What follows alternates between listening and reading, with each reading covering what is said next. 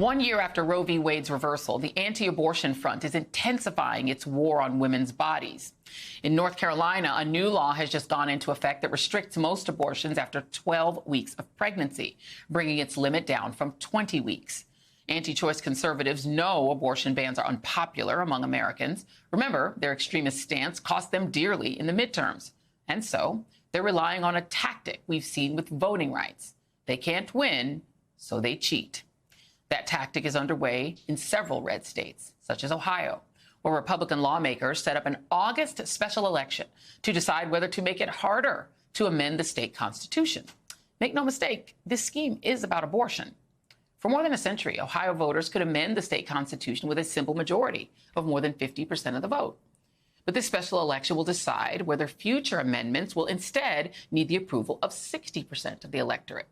The move will make it harder for voters in November, who will decide on a possible ballot measure to codify abortion rights in the state constitution.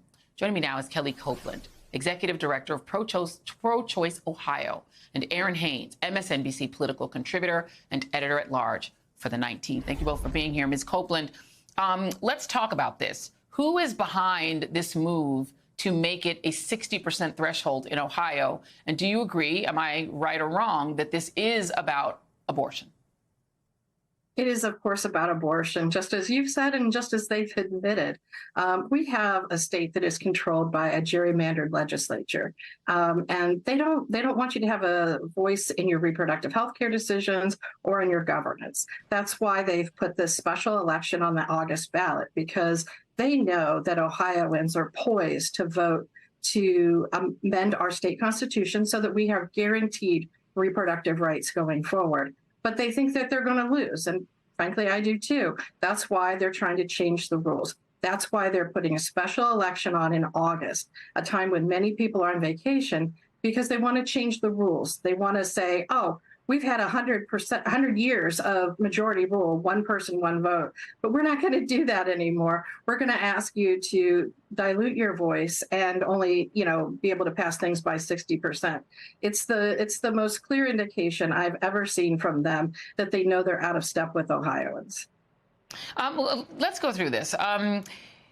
The person who's behind this Ohio amendment, according to CBS News, found that the Republican effort is one flank in a coordinated nationwide campaign. This is CBS's reporting, heavily funded by Republican mega donor Richard Uihlein to raise the threshold to pass any citizen-initiated amendment. Uihlein, he's based in Chicago. He's a billionaire, Republican mega donor who has supported groups involved in, the January 6th effort and subsequent efforts to overturn elections. So, Aaron, once again, we come back to the same kind of billionaires who want to restrict voting rights overall are also funding efforts to restrict abortion. Your thoughts? Yeah, Joy. I mean, look, we are in a moment where we are having a conversation about the overall erosion of rights. The Ohio case is something that we've been covering at the 19th, as well as these abortion bans that are literally changing in real time. I would direct anybody that's watching your show to watch. To go to our website at 19thnews.org. We have a dashboard that is literally kind of laying out the situation state by state, and we are updating that sometimes even on a daily basis as things change, either in state legislatures or in the courts. But yes, I mean, you've got both sides basically working overtime to outmaneuver the other. On the other side of Dobbs, if anybody thought that this abortion fight was going to be over after that ruling a year later, I think that we are very clear that is absolutely not the situation. And Aaron, just stay with you for just a moment. There's a Florida bill that is already underway to try to make it so that any citizen-required initiative would need 66.67%. That actually failed to pass. It had passed the House, but it made no headway in the Senate. It would have required that. They're getting so extreme because it's very clear that ending abortion access is very politically unpopular. Just in your reporting, is there any group of Republicans in any state that has reacted to the unpopularity of this by trying to slow down? Because it seems to me like they're speeding it up. They're getting more aggressive about trying to ban abortion the more women say we don't want it. Yeah, it certainly doesn't seem to be the case, Joy. And even more to your point, what we also did not see happening in state legislatures and in the wake of Dobbs and in this past legislative session earlier this year, you didn't see Republican-controlled legislatures who, were passing laws to restrict abortion access, passing any laws or many laws to really help the people who we know will be impacted by this, especially in states where we know maternal mortality rates are high.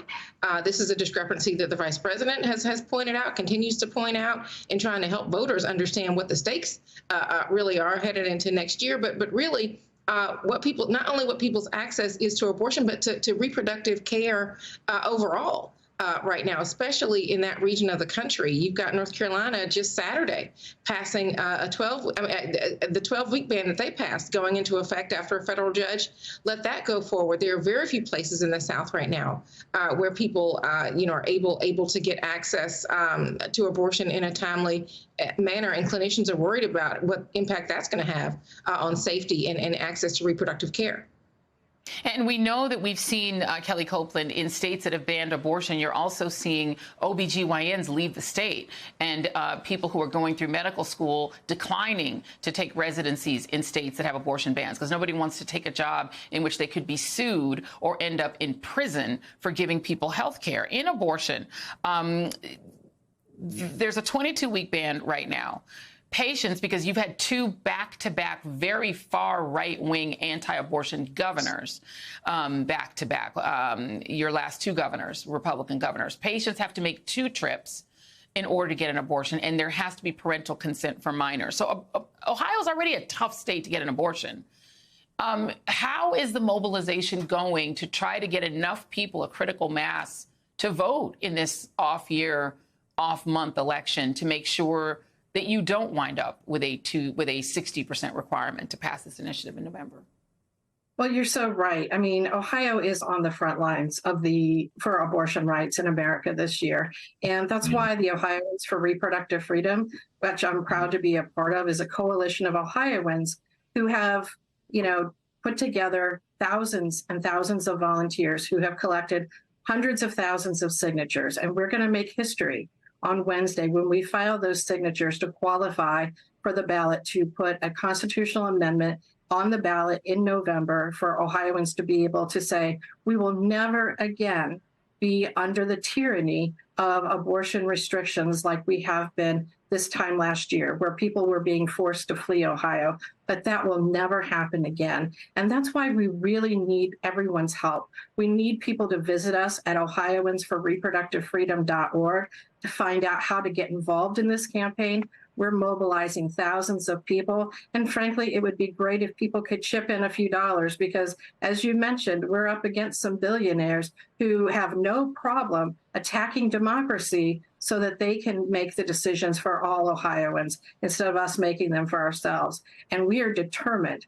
We are absolutely determined both to turn out the vote in August to vote no, and then in November to vote yes, because there's no circumstance that we will surrender to this tyranny, that we will give up our bodily autonomy, that we won't fight for our friends and neighbors whose lives literally depend on these 2 votes this year.